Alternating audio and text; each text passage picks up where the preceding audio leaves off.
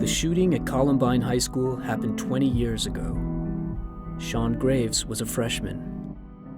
I went to school, went to lunch with my friends, and we usually would hang out in the commons, but for whatever reason, I forgot my wallet.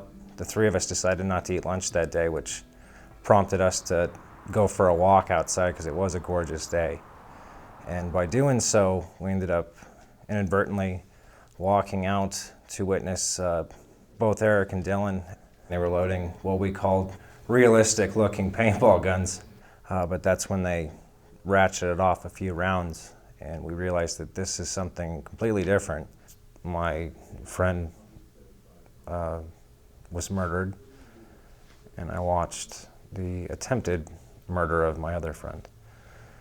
And clearly I was in the middle of it. They were trying to kill me too. Graves was shot 4 times while running inside for cover, where he was shot again.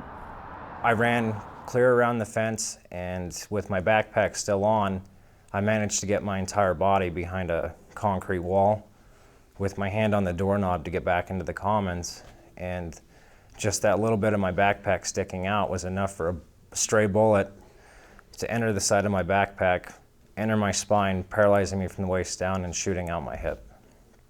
I'm laying there in glass, and I just remember I started praying. Graves was left paralyzed from the waist down. In the hospital, I was told I would never walk again without support or crutches, and that wasn't good enough for me. So I spent the next 3.5 years going through high school, learning to walk again, and in order for me to do that, I literally had to crawl before I could walk. I managed to fulfill my own goal to walk across the stage to receive my diploma. And I walked out of there, and I haven't used the wheelchair since. Because of my experience from this, I'm more in tune with my surroundings. I walk into a room and I can tell you where the exits are, and if there's a crowd, I immediately pick out who could be a potential threat. I don't consider it to be a weakness. I consider it to be a tool that I've picked up along the way that might save my life someday. I don't know.